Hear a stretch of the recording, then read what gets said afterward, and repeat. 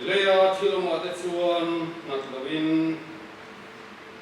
chanchin thwa lu ka zia bung som di kali sang som di kali thing lo mai ka sun da lu inan kala tur khua chu an thing don ta a yan ni chu sab te ba kal tuin angi nei a oma in kai nan chela kan ne na ta che khua chwa I don ta ni po ata don to hi an ti a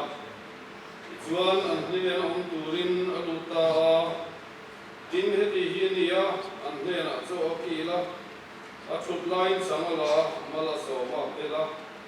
an hne na pe a in an mi ta lo para a mel an lo ta a in an ni chu aral ta ma ya da pa na tu kan chiate ko kan ho ta no ni so sa ro se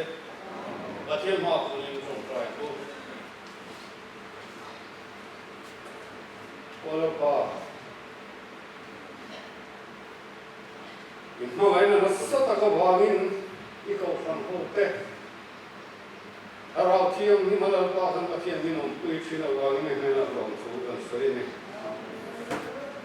ini ho gi thole na sia pui tu ra la pa kan ka thiam wain hun lal pa na in pe hi kan lo wain ne na rom chu kan sari lal pa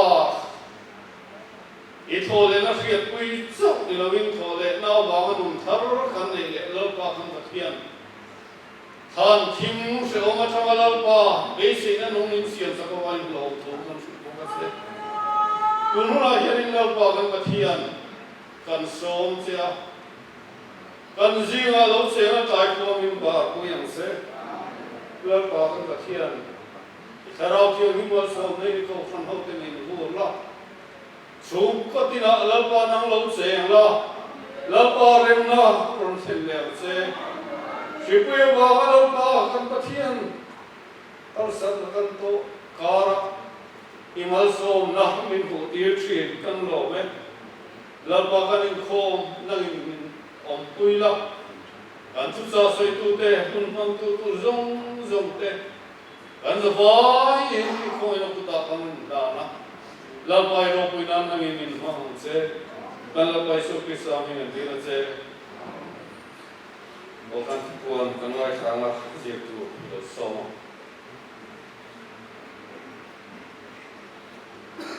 instruction de program na kan hang do la kon de kan economic ai shoi tu ni tu ba ba lo ba ya chon tu ke tu za ba wen chon wa yan thau le lo ba tu le chu di tu ni ngai do na se tu tu ba lo ni ya ya sai ko ko lai ko sai ko de sai tu do la ko de ni san da se ya ba the de ko om de na in ko shoi tu ko ba ri ko tu a tu ya ma me hi lo ka le ang se tu ko ma da ni na sai ko ne lo ni so mai ko ba na khan missionary so na chia ram ya dia da changin na lu ti ma chuan va in ko so ma dan ko chu chen le ti si kan sa ho be so sa ko ta ko so so ko se ni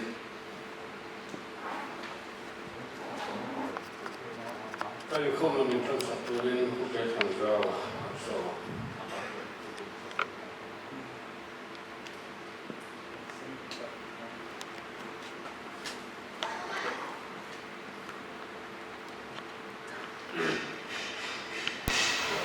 máy nên hỏi na và luôn với phương tiện có thể phát triển mình sản xuất tất tại của ya sẽ không ạ mà thế để phần công cụ ra sử dụng khan đây cùng đây sửa sẽ thân ác thì nó vào mà việc hiện khá là ổn định thì đặc biệt có thể là tua ra mấy là ổn đã những việc nào ổn mà thế ví dụ ta đang hành giải á mà có cái hành giải á làm tôi là hành làm này cái gì phải sao cũng tập luyện thì cái gì thì ta không trái นะเป็นช้างละนี่อ่ะมีเป็นส่วนที่ประเทศเนี่ยจุดนี้จุดที่ไหนจุดนี้กันเราก็จุดนี้นะครับจุดที่อ่ะเรามาเกี่ยวกับเนี้ยเกี่ยวกับเนี่ยเกี่ยวกับมาบอกกันก็แล้วว่า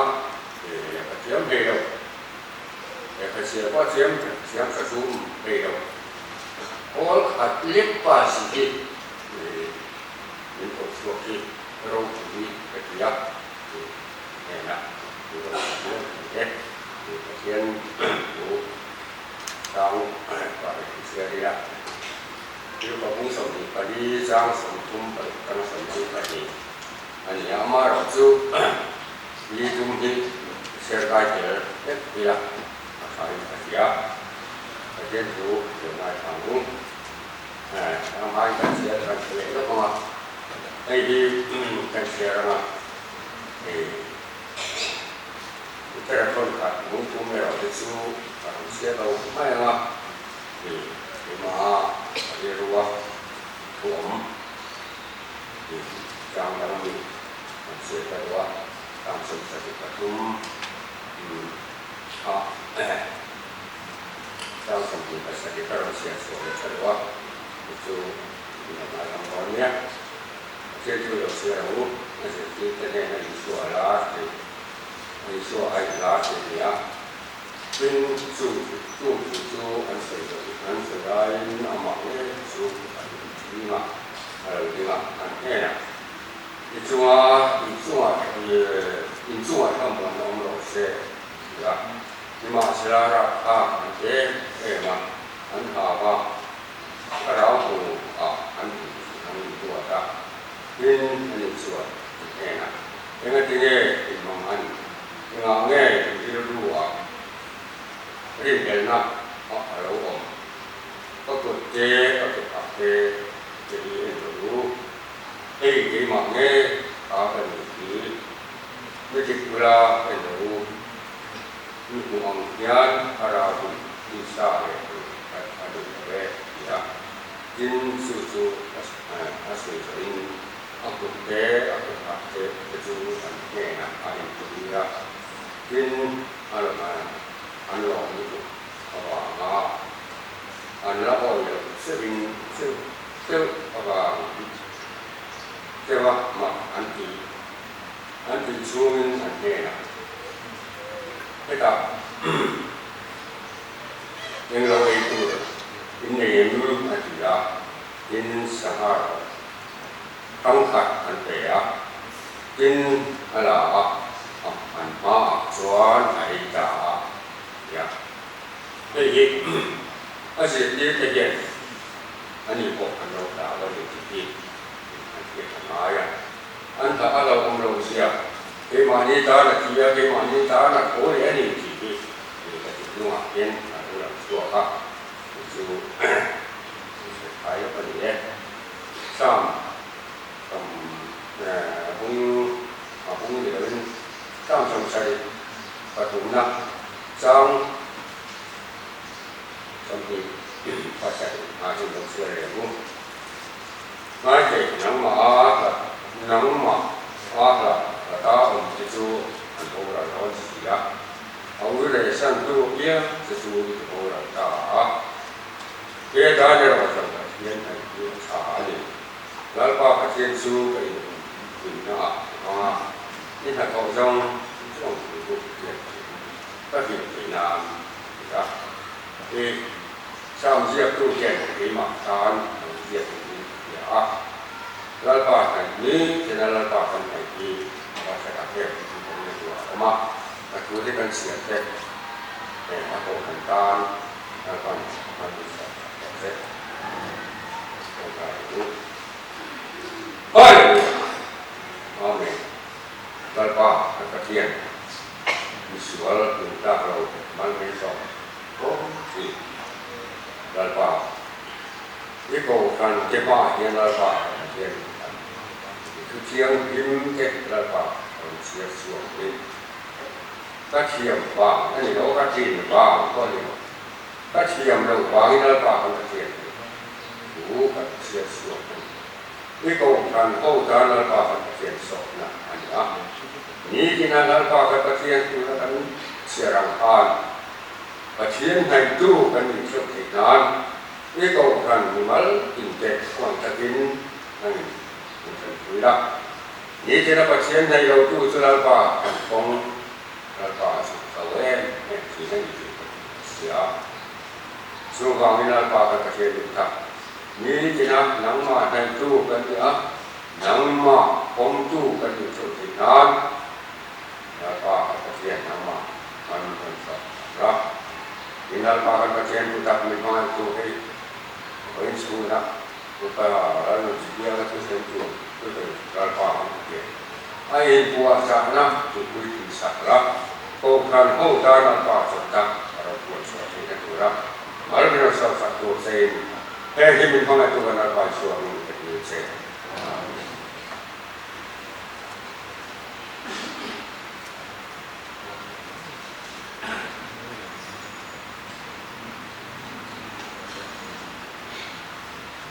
hiện giờ mỗi lần khi xe nó buồn nó sống chung có gì đó khi sao căn phòng khi tu mà nó thế đó căn bao năm khi là này khó về lên nó không được đó căn sáu là tu tu bà là nó chỉ mà hàng đi chỗ mà và lại trái bồ tết anh ấy cũng làm sao thì không được đó đi đó anh sao bố mẹ cái phần là sao Oh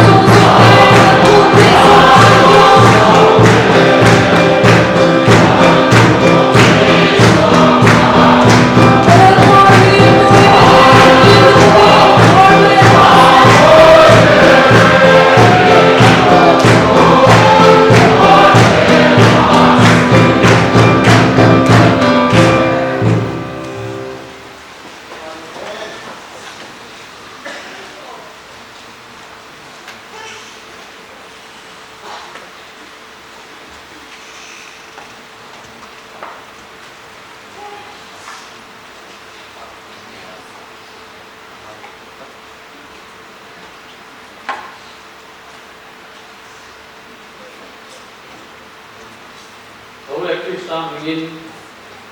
program program dong te Easter Sunday ti bai kabu kasu kan tu kanin baru sang tangan pun kami dengan siara alam ini yang dia pun jomila Petera leka tol pakatna bung kacang Dalalpa Yeshua Krista patian lepa sa pagnomrose ani chua na kawai na dasa ta kang zerin iti zinga ta Yeshua Krista tore na bangin veise na nung tuturin min swing lea elai cha ri chama ako kan tuturi tukan tuturi sabun siya tuturi akan terjadi in patian bangun chang lagi lo siya leila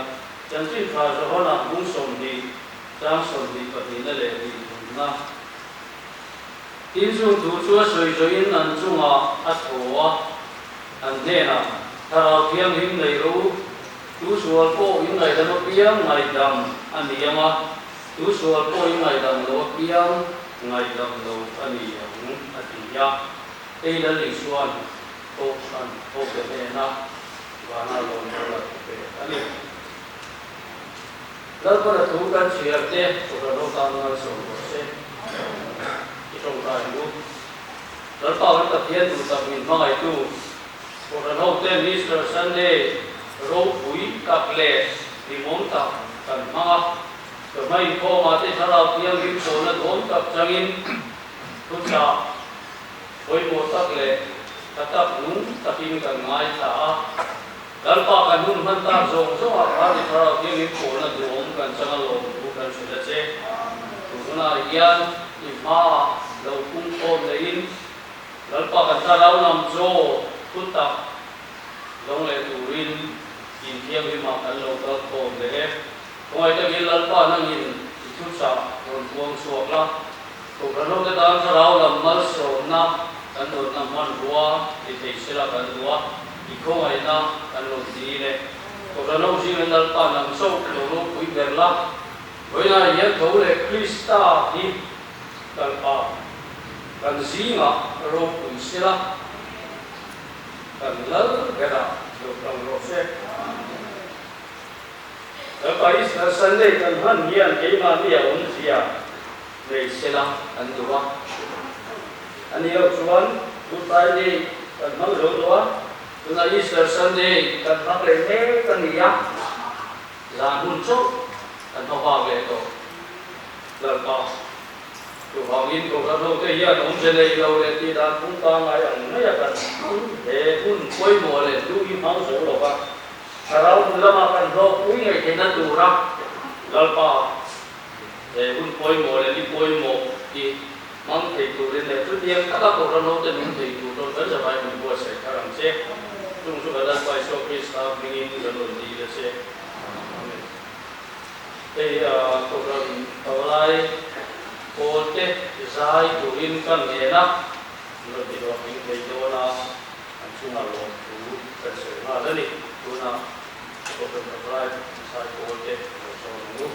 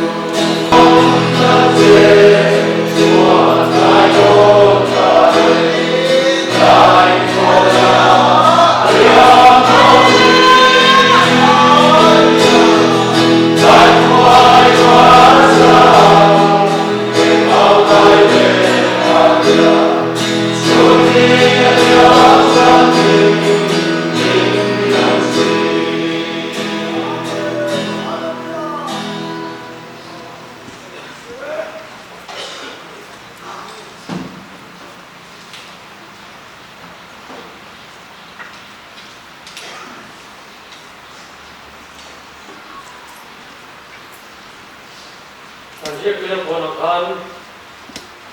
kan tu pui chu ro le lal pa mutu te chu dia ni ya so bala ma khan ro le ro pui ti tu pui mangin tu cha pui mo tang nai nung takin kan ngai ta kan pa so he na tangin angai nom le in ka sia kan ti kan tu ngai ta ka thì rồi là họ bồi bồi ăn mắm chung rong sẽ là cụ đồ nên là sẽ có bát rồi cụ các cô bác yêu sĩ á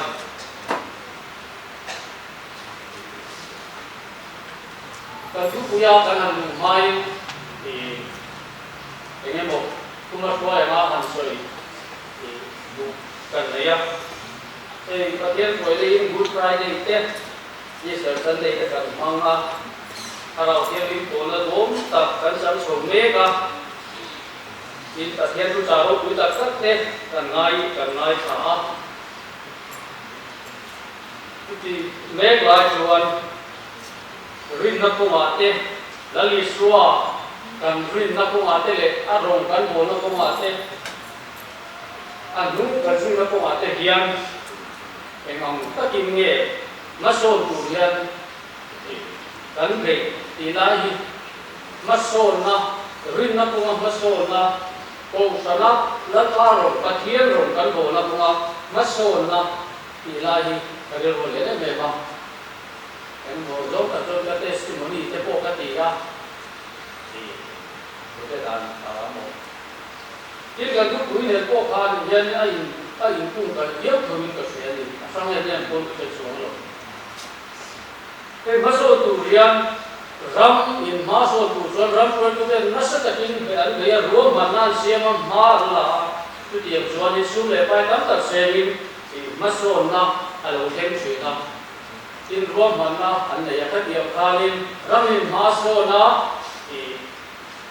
malama ke pen se chui na ram sam ke po maso na po a po ni de la ka tiam khan nasa takin ma an chui tu tiam thok chuan chung tin te po masol kan du be ni tro kan na ai o ru chu tu man kan kilo masol tu in ma kan la ro man la kan siama sun le pa ko tu chon kan sema kan thal le ko kan sem chui na ni tu tiang ta ma kan la kan chung ko ko ma kan so na ni nga kung so ka ta kan chung ko din hule hoi dia kan chung ko din hu chu dam ta ni tro asan chu ma kan rin lui kan ngai tua ma kan la ta tu la ni sum le pa kan se ma kan so na ni tin ke ma ni mi mal nu na po ma la ke pe se tu kan ye min ma so je tu ni ka bia ka kung so so ni ma kan la ni ama ro chu boi ni ya hian ka in so du chu ko san no te hian kan rin na ko ma hian lali suan le na kan in kar a hian ma kan suan je thei nan eng tin le ma kan la chu tiam zom zom kan lu kan ngai ko na kan se ne ho ve la ti la ma so na chu ji ki kan ngai lo ram ta ti automatically na ron ka ma le ni tro amar chu ring tu te lali suan kan ri na ko ate anung kan ri na ko ate a rong kan ko na ko ate hian masol turin malamaste phatle ka hanten ma turian ngai pura kan se chuina kan fa te khove tila huang o kan lawa zirna ko ma an niapi kan lawa nasa da kin ma kan la acha masol na pha ka se se ra lo ni kan ti ne ne lo ni amar su ti ro so dan mai koi mo thong tu su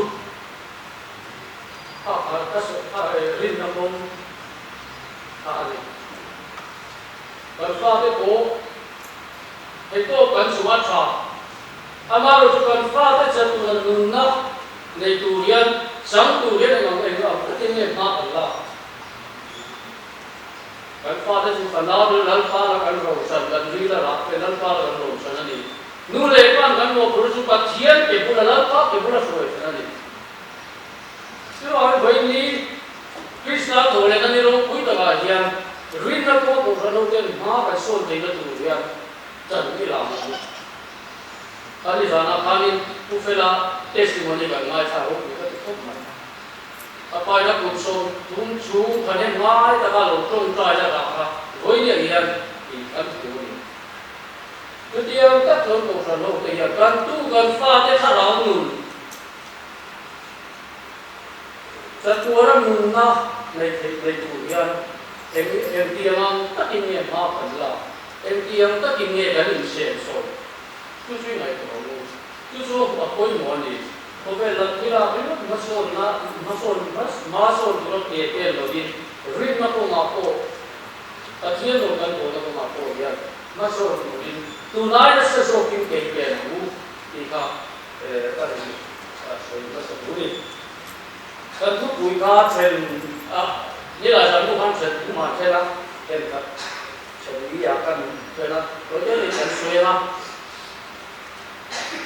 Karena cuan ama ngai tu te ne na thau le ni suai la thi ama ngai tu te ne na thau le suai la thi mun le phora kan mu te ga chu ko san ho ni kan ni tro ko san ho te la li suai ngai tu te kan ni la li suai ma ngai tu te kan ni chu ba yin thau le krishna chu ke ko san ho ne lai la tu ra ni ai la ti ba chu em chu Mari so ayla. Baiklah tuan pakatna musakara tuan mari magdalini henai lari. Tuan bungsu bisam so pada tuan so pada tahan balbuwa mari magdalini henai lari. Ani, ini tu dia tuan tak kabalai kote lan sakta. Emau kupana kal bolsin panite henai lari lea. In apa guna tuan silti henai lari. Adang ko sudah tak rumah. Hati apa kami tak tunjuk tak untuk hilang. Kalau kan saya letak dongsong teka, lalu suam mangai tu, lalu suam ngai na tu te, ani, mani ni terang kan siap tu ye kan ni. Kau te te lo tak lang ni lah. Karena tuan mari Magdalene hi. Kau pula kan hutan tuan, lu kabung sericang sontum pasal tum ria tate. In ka bungriat sang hijang tu mate kan main sexual ini tu tu lai tu tu kes kita pun main main som satu lo main sexual Yesus ada dia lari suan kali sai simonai na choi lain main cia hi alabasta boma sia bring tu ikenin isua bulak arom tinga lung setta bila ron chapani di bakla kan buwa ituan isuan along komaya isua ke amit tui acap mit tui afara asamira supaya ituan dia bintu isua ke asulani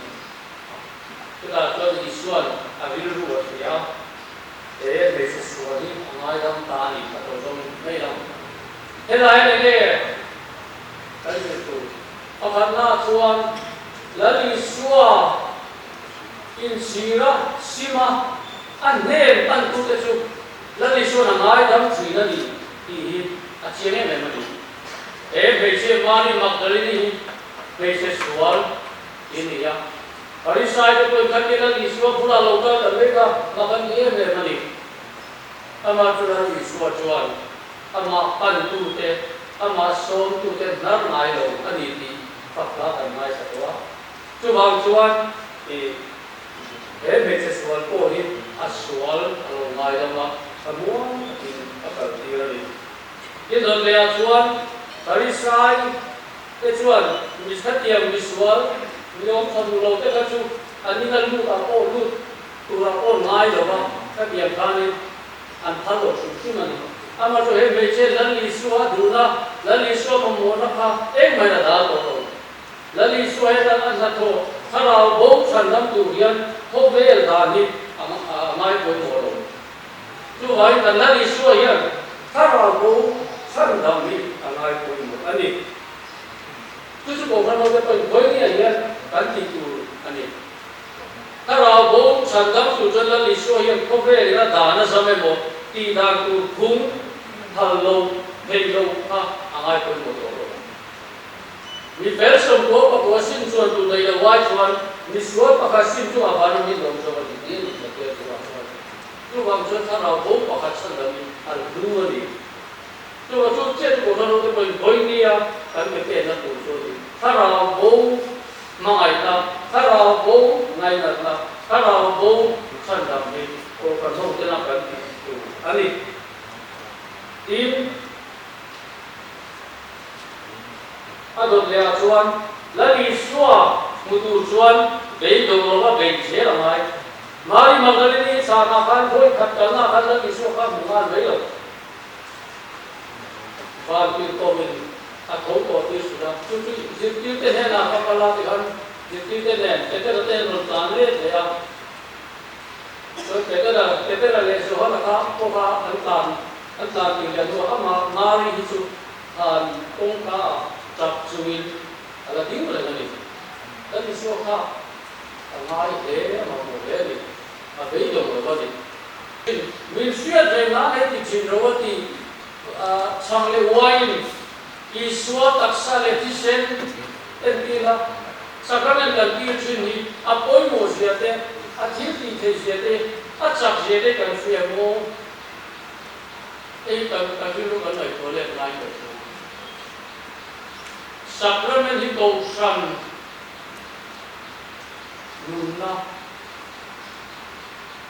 ani sacrament latwa sane sacrament hi kan rin na ko na koi mo a center kan rin na lai mu ani ko ran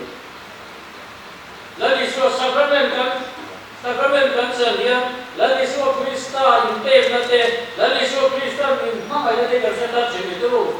chu ti yang tak so te ni pon mi dang ne na ka thian ma ai na kan lan chu ti tu la ni chu sacrament koi mo na ni chu en ki la to wa a ko tin te na in sacrament tin ti te na te ka tin son asin ti te na asin so le tu ni an ko ba ni chu ti yang a so ni halai ko ji ma ni te ta ka ji tu la ni tin asin ti te a thole Christian an mo le ni asin ti te chu an lunga ya an mang ama suda te lau ko ka pin dan chu nu la ko man ka ko ma ni ka che ni to a ka ni an lunga na te an mang an na te ka mon tu rin i suwa an te na ai la ani tin a chen di na chuan thấu lệ đó pa bu tu te tham muan na an chang tu chu ko pu som ni pari cha som nu ko na ni ya ka na ni ya a sir ti te ne na in la khan tham muan na a pe ni tro a sir ti te la ni swa sir ti te tham muan na ya lung nga ya ma ma nge me ma ni tu bang chuan tham muan na tu sa kha a tom so na sa ra ni tham muan na ya tiệm cho nên cái này với nhiều cô hiền hát sạch na lúc ngày nào mà ăn lấy tốt thì may là tham muốn tu thấu lệ Christ hay cái này thì cái sao em tu ra đi à chú ý làm chú cái này thì tu ra đi in thấu lệ Christ hay mình tin ta thiền pha tan quý phật tu hai rồi đi chú riêng tu te thấu lệ Christ sẽ quý tu te tan phản này na đi nun bấy đông lệ sao te nên là in rem na tham muan na alo kan chu na ni lai so thole Krista hi nei lo la chu kan be do na te kan nu mai na te song song hi so thei ko ve la ya nam lo amar chu thole Krista chuan kan be do na ala ka ta te kan nu mai na har sat na la ka ta te tham muan na in rem na alo kan ni in mishing le pathian in kar thole Krista ya mishing le pathian in kar in som na om to lo ka ni ron som le ta in rem to lo ka in rem na aro kela in mi zong ne na rem na le muan na mi zong ne na in rem na aro kela ni chi le chi ông thầy tổ lô nắm lên nắm sang thầy tổ lô hậu sa le thầy sang tổ lô mi dùng dùng thì ta thiên mà chuan ang ta phép cần đi cái số gần là tiêu cũng không ra sớm thì phải là kan chết là mình cần muốn đi còn sau ta không muốn mình bé Isu Krista chisen chuan ta thiên là cái sang tổ chu arong bol le thầy tu rin mi sin phải ani tôi bảo chuan tôi nói là đã chisen cái gì thầy nó ăn ngoài sa chisen nói ngày tầm năm thì phải đó tôi bảo mình thế thấu lệ Krista hiền tham muốn nó rèm nó mình kể in ta thiên rồi anh bộ cái nó tu rin ta thiên là cái sang tổ tu ta approach chisen mi sin phải ani rồi cũng có trang số vật liệu chuan ni ma sẽ là mà lo mất tiền cái chú anh thế nào ta thiên pha ni thế nó đủ là kẻ anh tin linh tu cái chú in rồi cũng ngã trang cả ta chú vàng in linh na vàng cái thiệp cho lo min cần lớn phải chúa Krista nam cần lớn phải chúa Krista vàng in ta thiên nè in rồi mình lo mong du lớn đi chúa Krista vàng yên ta thiên nè in rồi mình lo mong cần đi sinh tu cái nè cô in rồi mình lo mong anh đi ran kim nuôi à cô cái cuối lệ cô cuối mình nuôi mà sẽ là muốn ran cuối lệ đâu có cô đâu đi mai là thấu lệ Krista chân thâm muốn ta ăn được cái nào vào cái chú thâm muốn đó chú cần thế này nó làm gì cần không trong tay thế gì mà chú lâu năm muốn ăn lâu tu chỉ là cái nhân chú thâm muốn nó cái mà đi ăn nào đó là có thể đó là vấn đề cái cuối lệ tùy con là thua thôi chứ mà các bố đi sang sớm đi à chú ngồi đó ông để rồi ăn gì đi chú cái điều đó là gì đó tin chân chú phát chân ông để ra chuan thấu để lỡ qua một chút chất đấy chuan đấy gì nó thán ăn đông cái gì thấu để lỡ qua một chút cái chuan thiên cho mình thấy đấy gì nó gì mình cái gì có vẻ là hiện đấy gì nó thế cái một tuần thế cái này gì mà rồi chú hết cái đấy gì nó thế ta kinh lâu thêm cô thì sẽ là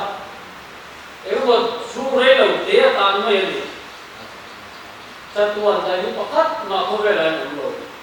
chú vàng in cán cây sấy cái gì, lúc sen lúc sang còn là gì, mà rồi chú, thiên hay là cho nó, thấu lệ Krista hay là cho nó cán còn cây sấy là chú, cây sấy là nung anh đi à, chú chặt tua là nung đó, chặt tua là pa ang chú mà sao mà ta chờ là, chú cây sấy là chú gì, với nó thấu lệ Krista hiền, cầu thần thấu lệ nào rồi sen chú. Chú biết này tu cái chú thì tôi rất không thể hiểu gì.